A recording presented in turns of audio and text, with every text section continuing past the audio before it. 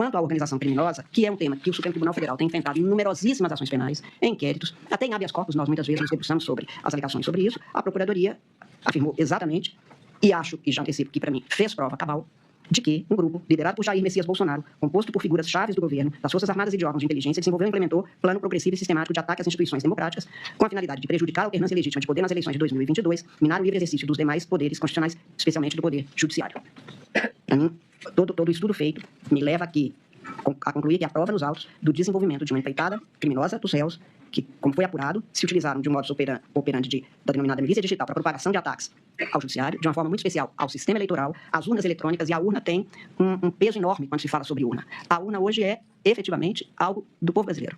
Qualquer manifestação que se tenha, até manifestações populares, nós temos a referência à urna, que é mesmo, como tudo que é público, é do povo, mas neste caso como algo que foi sendo implantado para que a gente ultrapassasse problemas que nós já tivemos do sistema eleitoral brasileiro no início do século passado, e em tudo isso, essa propagação é importante, e somente com uma organização é que a gente poderia ter isso. Não são atos soltos, não é um que pensou isso e o outro também pensou, até mesmo a forma de divulgar que a urna não era crível, que havia fraude nas urnas, o que nunca foi questionado antes, até porque a urna foi implantada, urna eletrônica, de 96 para cá, sempre com o povo brasileiro atuando junto. Nós nunca cogitamos de aplicar a todo o povo uma novidade da urna.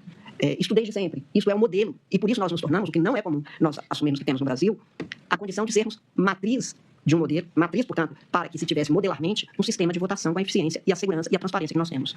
Tudo que se inventa a respeito de algo é para plantar uma desconfiança, e mais adiante eu falarei, isso precisa de uma série de atos. Isso nunca é um ato isoladamente tomado, é fácil de ser considerado de menor importância. Quando se põe um encadeamento, é que se vê. Isso não vale só neste caso. Por exemplo, uma organização criminosa que pratica uma série de crimes, e a gente fala, uma organização criminosa do tráfico.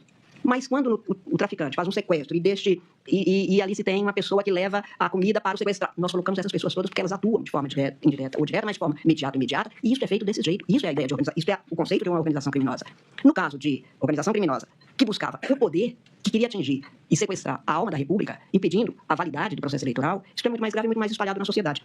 E eu lembro, presidente, que não é infrequente nem incomum, lamentavelmente, nestes tempos de tanta notícia sobre a tentativa de desmantelamento das instituições democráticas como pensada desde o final das guerras mundiais do século XX, desde então, nós temos a consolidação de modelos democráticos. E estes últimos anos em que a gente vê essa chamada erosão democrática, ou tentativa de erosão democrática, a questão eleitoral é posta no centro dela. A questão da validade da representação é posta no centro dela. No caso brasileiro, como nós temos um ramo do Poder Judiciário, que é a Justiça Eleitoral, que tem as mesmas tradições, o mesmo aparato, o mesmo rigor, que são próprios do Poder Judiciário, claro que isso é muito mais difícil. O que representa hoje para o povo brasileiro a Justiça Eleitoral? A urna, na qual o eleitor encontra só com ele mesmo naquela hora, tem um encontro marcado com a sua cidadania, com a sua condição cívica, e deposita seu voto. Desmoralizar esta urna não é um processo fácil, porque é uma crença, uma confiança que o povo tem nisso que ele vê acontecer. E quando eu digo que nós não fazemos nada na Justiça Eleitoral, que não seja transparente e seguro, e damos notícia para o povo, qualquer inovação que é feita na urna, a gente começa fazendo paulatinamente. Então agora a gente testa uma situação, numa eleição suplementar sobre um dispositivo que se tenha para melhorar o som da urna para as pessoas que têm uma deficiência auditiva. Para ver se funciona, primeiro a gente fala com aquela comunidade,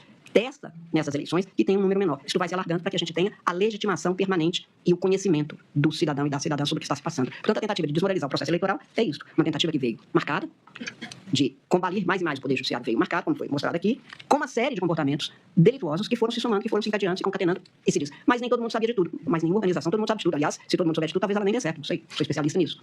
Mas é preciso que a gente saiba que isso já foi tratado aqui no Supremo Tribunal Federal em julgamentos em que o meu queridíssimo decano, democrata, republicano, exemplarmente democrata, ministro Celso de Mello, afirmava exatamente a necessidade de a gente considerar as condições, as especificidades do que é, num determinado momento, não havia ainda essa lei. Ele falava da quadrilha urbana, mas explicando como que as pessoas se unem com o objetivo aliciando outras ou fazendo uso de outras. Golpe de Estado, muito mais aí.